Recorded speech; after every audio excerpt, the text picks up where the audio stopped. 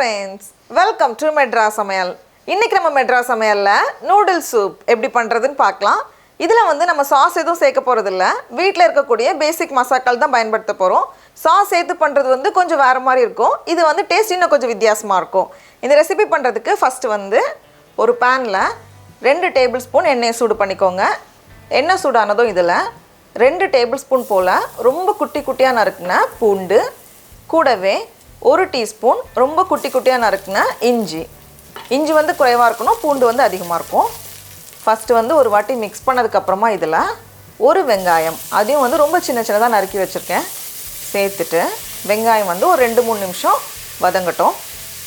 இப்போ இதல வந்து நம்ம காயெல்லாம் சேர்க்கலாம். இந்த காய் தான் சேர்க்கணும் அப்படினு இல்ல. நமக்கு வந்து பிடிச்ச என்ன காய் வேணாலும் சேர்த்துக்கலாம். மஷ்ரூம் வேணா மஷ்ரூம் சேர்த்துக்கலாம். அந்த மாதிரி எது வேணாலும் நம்ம சேர்த்துக்கலாம். நான் இன்னைக்கு வந்து ஒரு கேரட் அதை வந்து சின்ன சின்னதா வெட்டி வச்சிருக்கேன்.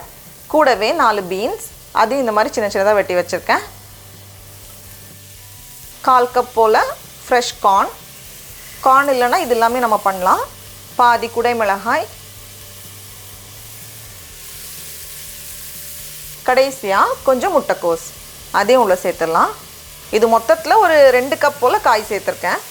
கூடவே 2 பச்சை மிளகாய், இதை வந்து கொஞ்சம் நீளமா வெட்டி வச்சிருக்கேன். அப்ப நம்ம சூப் குடிக்கும்போது வாயில போகாது, எடுத்துடலாம். கடைசியா தேவையான அளவு உப்பு எல்லாத்தையும் சேர்த்துட்டு காய் வந்து ஒரு 2 ல இருந்து 3 நிமிஷம் போல வேகட்டும். காய் இந்த மாதிரி ஓரளவுக்கு வதங்கினதுக்கு அப்புறமா இதல மசாலாக்கு கொஞ்சமா மஞ்சள் தூள், 1/2 டீஸ்பூன் சீரகத்தூள், 1/2 டீஸ்பூன் கரம் மசாலா, 1 டீஸ்பூன் மல்லித்தூள், 1 டீஸ்பூன் மிளகாய் தூள்.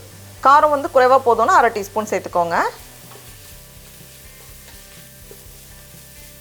எல்லாத்தையும் சேர்த்துட்டு இன்னொரு 2 நிமிஷம் போல இது இருக்கட்டும். இப்போ இதுல வந்து நம்ம தண்ணி சேர்க்கணும். 6 கப் தண்ணி. நான் வந்து 6 கப் தண்ணி எடுத்துர்க்கேன். தண்ணியை வந்து டேஸ்ட் பண்ணி பார்த்துக்கோங்க. உப்பு தேவைப்பட்டா நம்ம சேர்த்துக்கலாம் எக்ஸ்ட்ரா. இப்போ இதை வந்து மூடி வச்சிட்டு 5 ல இருந்து 6 நிமிஷம் போல கொதிக்க வச்சுக்கோங்க. அப்பதான் வந்து அந்த ஃப்ளேவர்ஸ் நல்லா கிடைக்கும் நமக்கு. சூப் நல்லா கொதிச்சிட்டு இருக்கு.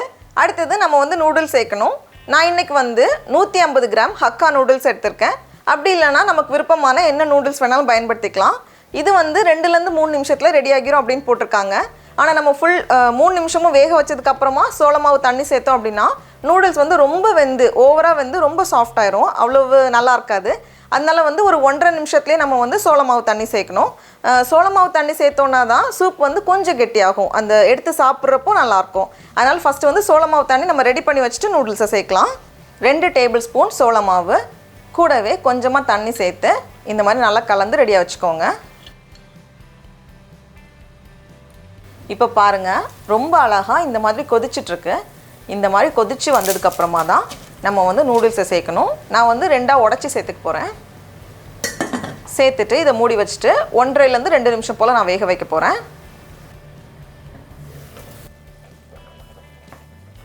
இப்போ இந்த ஸ்டேஜ்ல நம்ம கலந்து வச்சிருக்கோம்ல சோள மாவு தண்ணி, அதை வந்து லைட்டா அப்படியே சேர்த்துட்டு நல்லா கலந்து விட்டுட்டே இருக்கணும். இப்போ பார்த்தோம் அப்படின்னா கொஞ்சம் கெட்டியாகி இருக்கு. கொஞ்சம் அந்த சூப் வந்து கொஞ்சம் திக்கா இருக்கு. இந்த ஸ்டேஜ்ல பாதி எலுமிச்சை பழத்தோட சாறு, கொஞ்சம் நறுக்குன மல்லி இலை, கடைசியா நம்ம விருப்பத்துக்கு ஏற்ப நிறைய மிளகு சேர்த்தோம் அப்படின்னா சூப் வந்து சூப்பரா ரெடி ஆயிரும். அவ்வளோதான். இப்போ நம்ம ஸ்டவ் ஆஃப் பண்ணிடலாம். கடைசியா சர்வ் பண்றதுக்கு முன்னாடி கொஞ்சம் மிளகு தூக்கலா சேர்த்துக்கோங்க. அப்பதான் நல்லா இருக்கும். டடா, நம்மளோட நூடுல் சூப் ரொம்ப ரொம்ப சூப்பரா அழகா தயாராயிடுச்சு. இப்போ நம்ம டேஸ்ட் பண்ணி பார்க்கலாம்.